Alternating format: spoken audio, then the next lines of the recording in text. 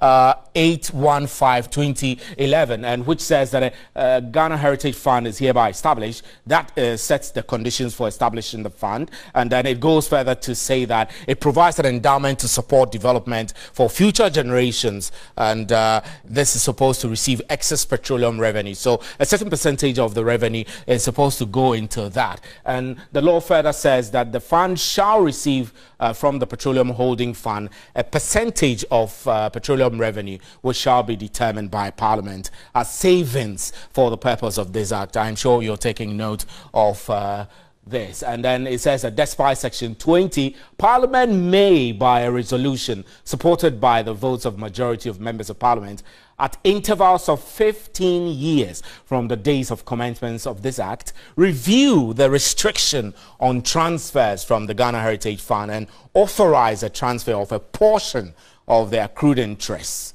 These are very particular. Let's take note of this portion of the accrued interest on the Ghana Heritage Fund. So let's quickly now go on to the telephone lines and speak with Fifi Kwetey, who is on the line now. Good evening, sir. We're grateful you could join us. Now, I recall that some NDC members in the last regime had asked for a relook at the law to ensure the money is invested in infrastructure. Now, the MPP is also seeking to use that money to invest in its policy. What do you make of the call from the senior minister to use the Heritage Fund for the government's free SHS? Thank you very much, Stephen, and good evening to all your many viewers. To be honest, we are completely shocked by this suggestion. I still believe that I still kind of feel that it's not for real, that is maybe just a joke.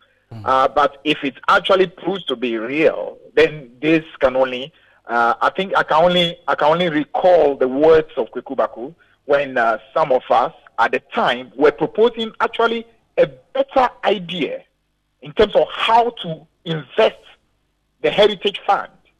And Kweku Baku at the time called it, what did he say? He said it was a bankrupt suggestion and an admission of failure. That's how Kweku Baku described it at the time. Now, if at the time, that superior suggestion some of us were bringing, Kweku called it a bankrupt idea and admission of failure, then you can only call this current one a super bankrupt idea and an extra admission of the complete failure and a lack of creativity of the NPP. So you describe this as lack of creativity. So what will be the creative idea of funding the free senior high school? I'm focusing on that policy because then government is looking at going into this fund, which has actually accrued some $300 million also. In the first place, we should understand that even for the main oil revenue that is available to the budget, okay, which portion of the budget is available to as part of the Petroleum Revenue Management Act is called the annual budget funding amount, which amounts to about 70%. So meaning for every 100 cedis that we get from the petroleum revenue, 70% of it is allowed to go into funding the budget.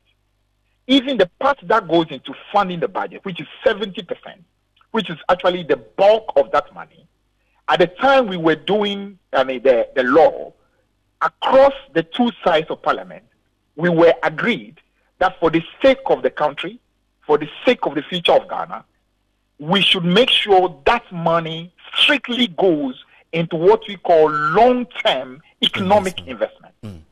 Economic investment. So that's why you will see that the four portions that were dedicated to that, even that one that goes into the budget, you will see investment in agriculture, investment in infrastructure. Then there was one that was meant to amortize all the investment that we've done in oil and gas and so on. And then the fourth part was given for capacity building. Now, capacity building, you can decide to extend that into formal education if you choose. That's if you want to really stretch it. Now, so if that is MPP's priority, they could decide that, listen, instead of keeping those four priorities, which the 70% is supposed to be used for, they, as their priority, want to ensure that they dedicate the huge portion of that to funding the free SHS. And nobody will have a problem with that. Of course, some people may, because some people will tell you, if that truly is your priority, maybe there's a better use of the educational priority rather than paying school fees. You could decide that you want to invest more into increasing the quality of education. So, Mr. Kwetey, we don't have a lot of time, but let's put on record. So, you're describing this as a lack of ideas on the part of government, a bankrupt of ideas. If it is only seeking to use the Heritage Fund to fund its free senior high school, then it's cause for worry? Yeah, because you see what? When, for example, the NDC government decided under President Mahama that we wanted to build 200 schools, that obviously was a huge undertaking. Did you at any point hear us saying that we wanted to use the Heritage Fund in order to build the 200 secondary schools? No. No. What did we do? We resorted to the fund that is already available, which is called the GET Fund, which the country had decided upon long ago to use for education, and decided that we will use that GET Fund to build some of it. Other portions of it, we went for what you call long-term soft financing, because educational investment it tends to be one that you can secure what you call long-term concessionary funding for, which is not very expensive for the country. Now, if that is what you want, then go through that route. Apart from the normal tax of the country, I mean, you and I are contributing tax every day. If you like, decide that you want to use a lot more of that taxation in order to take care of this important priority, if that is your priority.